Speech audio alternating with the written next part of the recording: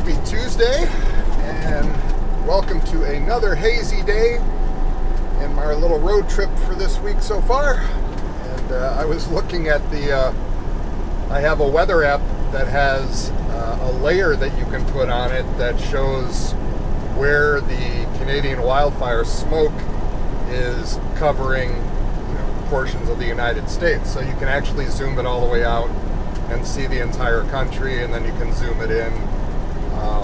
But it shows the level, or I guess you could say the density of the smoke. And of course, it's just my luck that there's this finger coming down from Canada from the west to the east, kind of on an angle through Fargo, North Dakota, and kind of down towards the bottom end of Lake Michigan. And it's just this one finger coming down, and it's one of the pockets where it's the heaviest concentration of smoke. And it just happens to cover, like, Eau Claire, Wisconsin is where we spent the night last night, and all the way to Holiday City, Ohio, where we're taking this trailer now. It's all in that tiny little finger of heavy smoke. So once you get a little bit east of Holiday City, Ohio, or once you get a little bit west of Eau Claire, Wisconsin, it turns into like lighter smoke. So of course, just my luck. Anyway, we are rolling along. It is, what is it, 8:15 in the morning. We are just leaving Eau Claire. Been rolling for about 15-20 minutes, something like that. We're on I-94, and we are heading down again back to Holiday City, Ohio. But I did want to flip on the camera right away. Yesterday I went with that trailer, dropped it at Walmart. It actually ended up being a live unload, which kind of, okay, whatever. We do a lot of drop-in hooks, so it was funny when I noticed myself. I kind of checked myself when the guard gate at Walmart said, "Oh yeah, you're alive, live unload."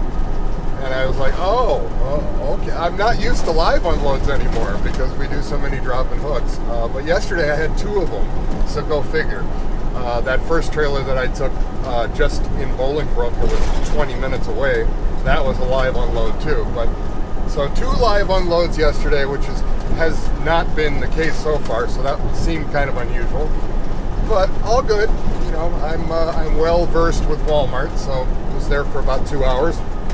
And then ran up to Menards in Eau Claire to their big corporate worldwide headquarters and large distribution center.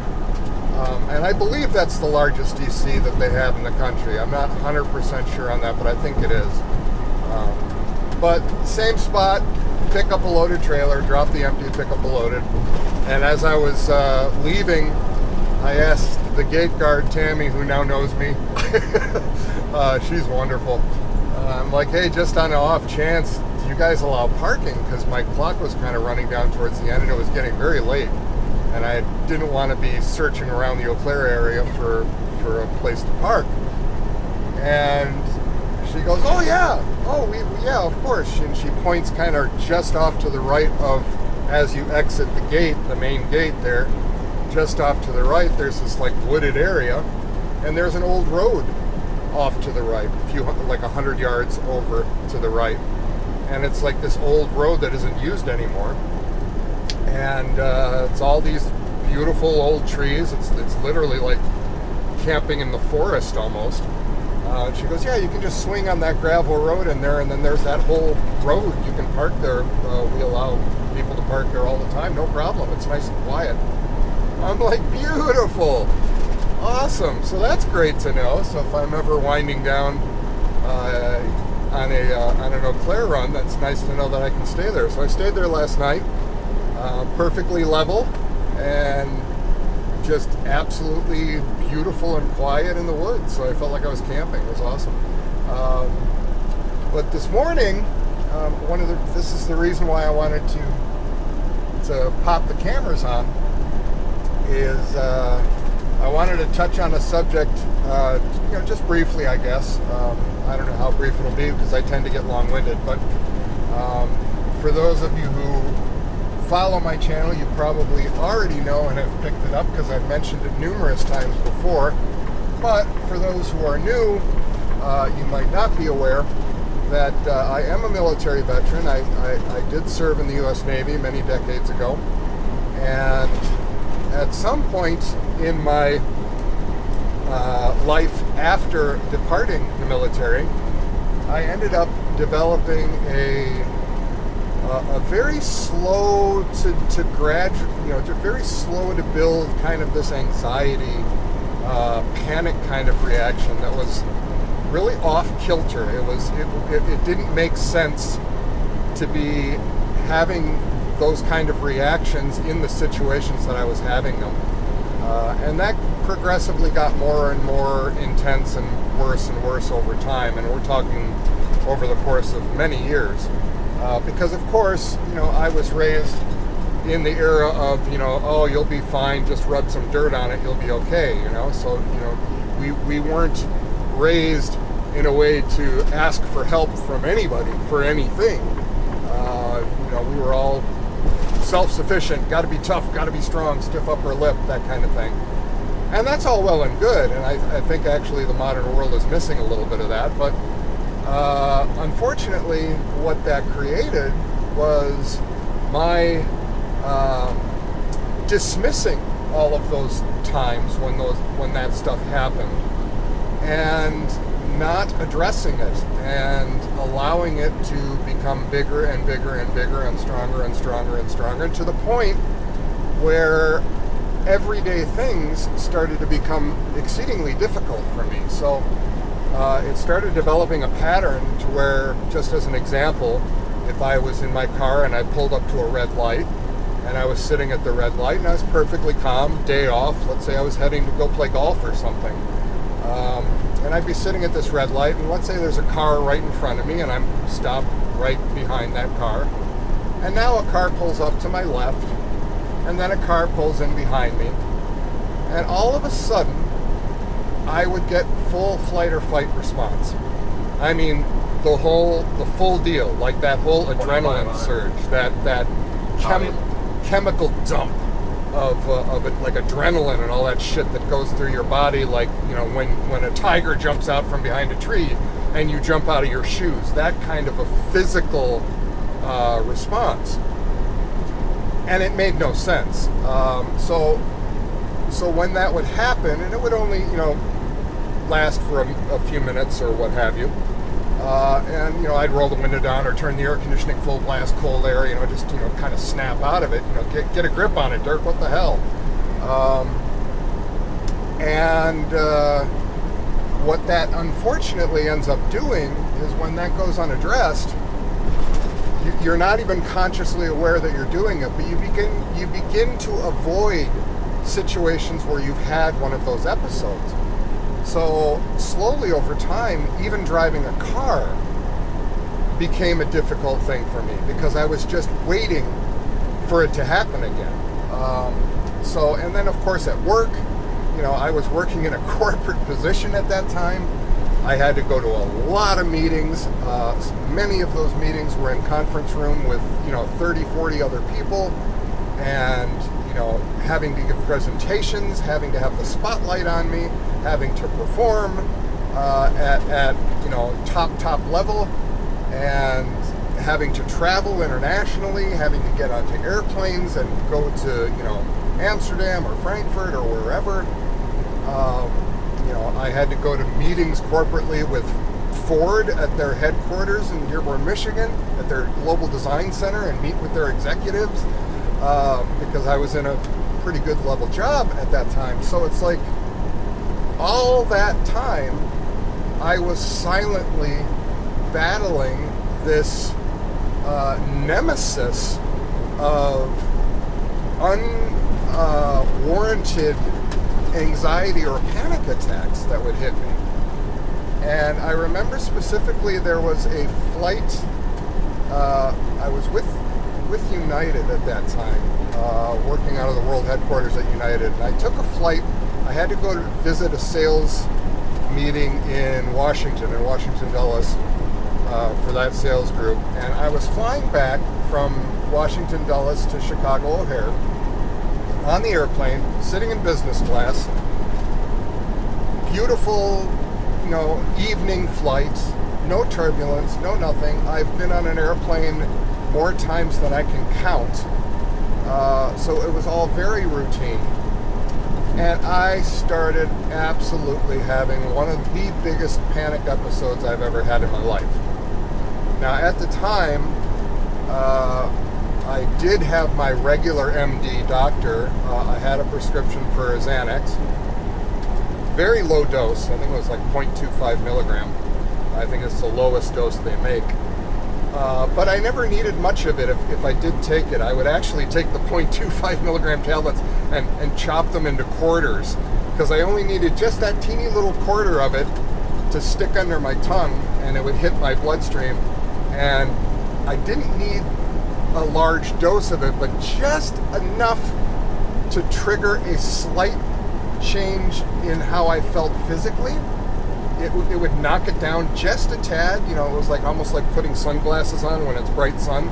You can still see and everything. It just takes it down a notch, right? And that was usually enough to stop the panic episode and let me get a grip on myself and be all right. So, and I'm not one that likes taking medicine, so that was a perfect situation. I didn't have to take it all the time. It was only for when stuff would hit really hard. Well, long story short, on that flight, I ended up taking, I think I was on the 4th full tablet of that shit, which of course is a tiny dose. There are people that take 3 and 4 milligrams of the stuff. So 4 of those tablets is 1 milligram. But for me, that was a horse tranquilizer sized dose. Still wasn't doing anything for me. And I don't think I have suffered in agony that long ever in my life. It was the most horrendous, awful, horrible sensation and experience I've ever had. And I've had some pretty nasty situations. And certainly ones where I was in much more physical distress. But that is the power of anxiety, and that is the power of panic episodes, that a lot of people that have never experienced them or have never had them, thank God you haven't, and I wish for you that you never do. But it's very difficult to comprehend what it is, because people think it's that, oh, you're just scared. It's like, no. It has nothing to do with being afraid. It has nothing to do with a fear response. It is a physical body response. That's the part that a lot of people don't understand. It's not like you're thinking and all of a sudden you're just getting scared. It's that you're not thinking. You're having a normal day just like anybody else, and all of a sudden your body, your physical body, starts going freaking berserk. And that's why so many people with anxiety attacks end up in the emergency room, because they think they're having a heart attack. Because that's what it feels like. It feels like your body is in absolute crisis. And again, I can liken it to, if you can imagine you're crossing over railroad tracks, and you look left, you look right, everything's clear. You can see for a mile down the track easily. There's nothing coming. You look forward, you take a step onto the tracks. Now you're in the middle of the tracks and you hear something. Turn to your right and there's a 90-mile-per-hour Amtrak train 10 feet away from hitting you.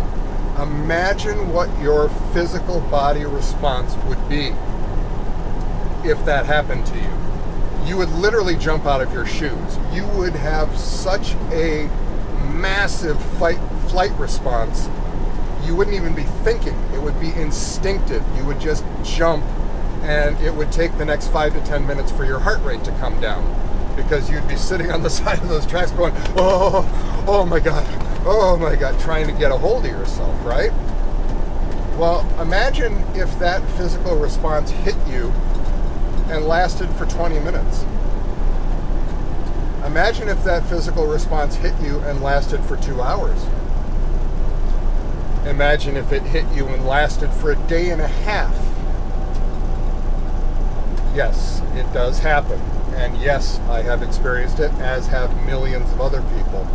And there are people right now feeling that and enduring that. And there are people right now that are possibly even in day 2 or day 3 of unrelenting anxiety.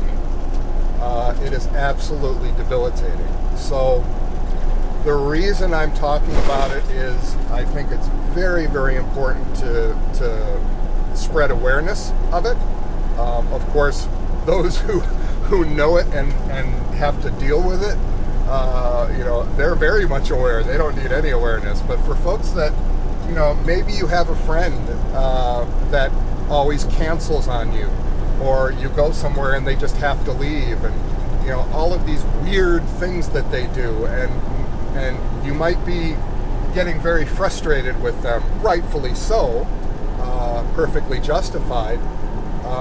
But if you think about it in the context of what they may be going through, it all starts making perfect sense. And the moment that you understand that, that's the moment when you could become helpful for that friend of yours. Just to let them know that you understand. Just to be able to be the person that they can actually say, dude, I'm freaking out. It's hitting me right now.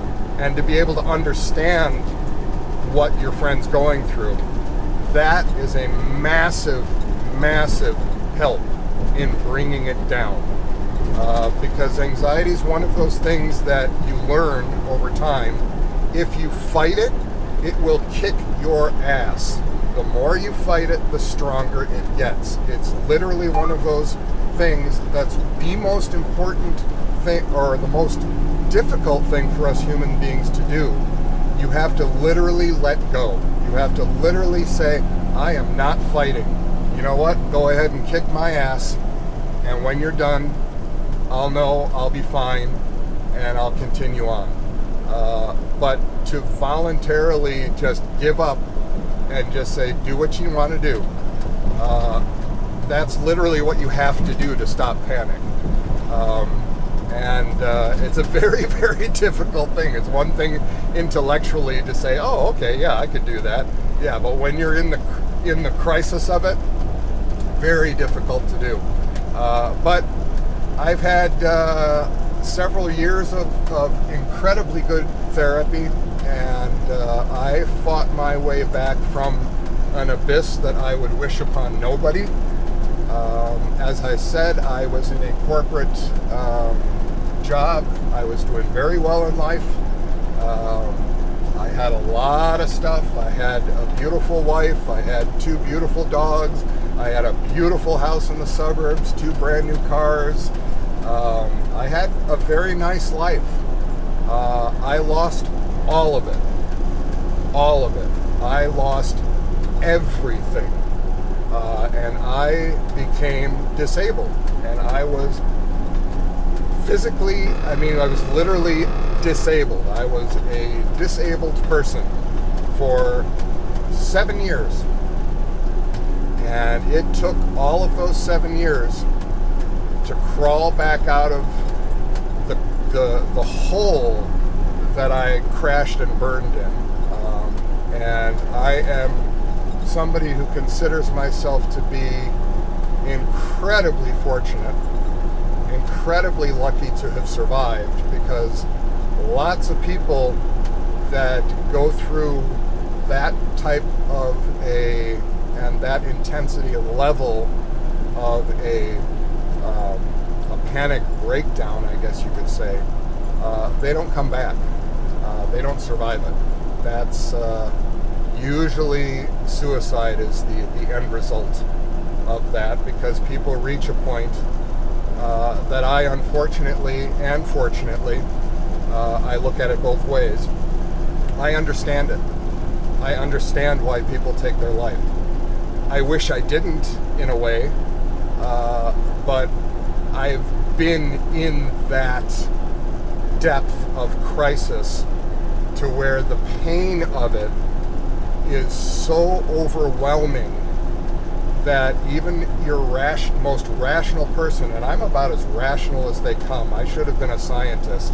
I am absolutely fact-based, rational, analytical.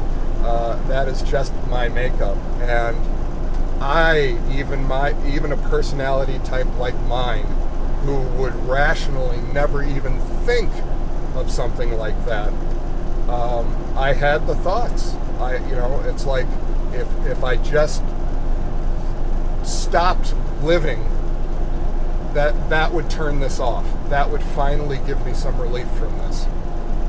And thankfully, I still maintained enough resolve and just thick-headed stubbornness to keep slugging my way through it and fighting it. But when you get to the point in your life where you're lying in your own bed, and even that's not a safe spot anymore, because you've had so many panic events that your world closes in, and there's just more and more places that you can't go and more things that you can't do, to the point where you end up where I was, where you're literally in your own bed going, I can't escape, and it consumes you. So again, I bring this up not for any pity party, not for any attaboys or whatever the hell. It's not for me. The reason that I'm bringing this up is for anybody that might have a similar experience, anybody who might be going through it, anybody that might be in the place where I was many years ago, where they're just starting to get these unexplainable events happening to them. I would encourage you to go and seek out help. Don't wait. Go find a therapist that you like, and it might take 1 or 2 or even 20 attempts at finding a therapist that you click with. And that's a very important thing.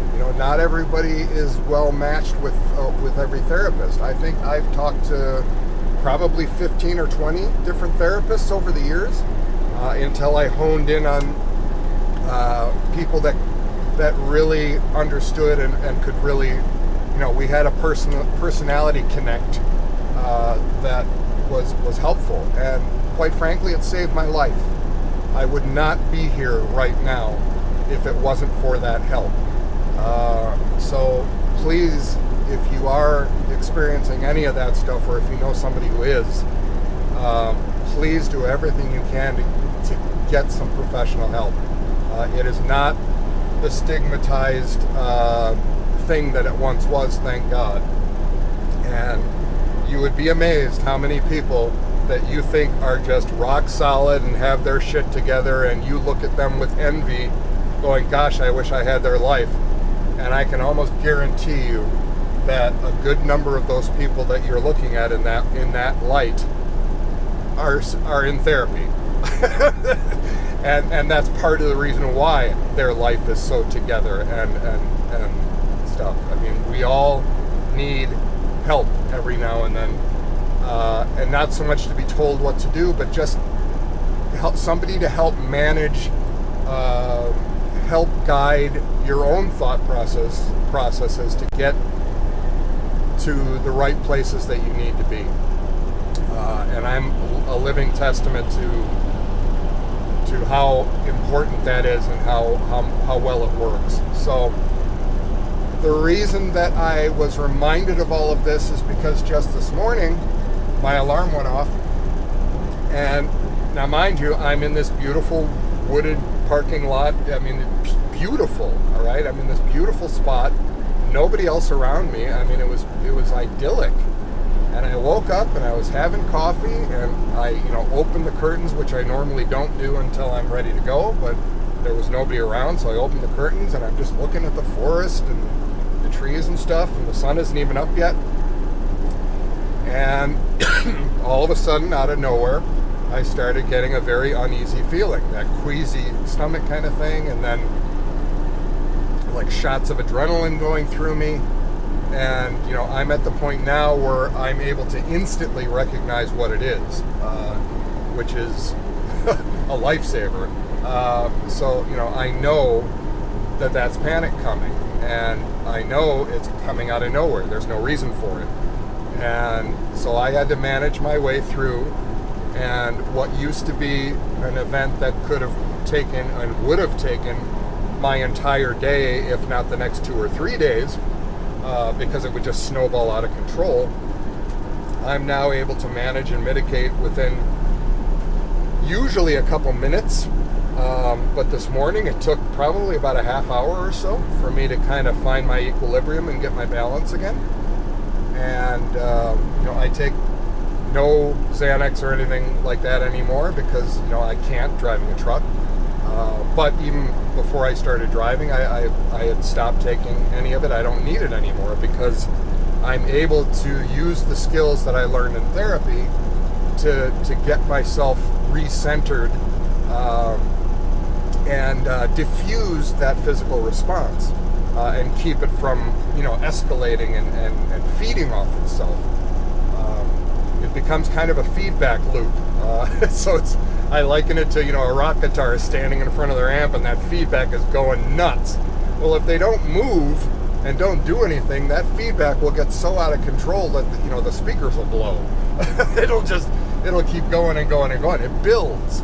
But if that guitar turns a little bit and change the magnetic direction of the pickups, it changes the sound or it stops it entirely. And that's kind of what therapy does. It gives you that ability to take your own guitar and manipulate that feedback that's coming from the amp and stop it when you don't want to hear it anymore. So anyway, just wanted to throw that out there. Again, it's not anything for me, it's for anybody else out there. If you do have any of this stuff, please get yourself some help. There is a way to correct it, and there is a way to improve your life, and you don't have to let it consume you the way I did by not seeking help. So and with that, I'm going to continue my drive, and we will check in later.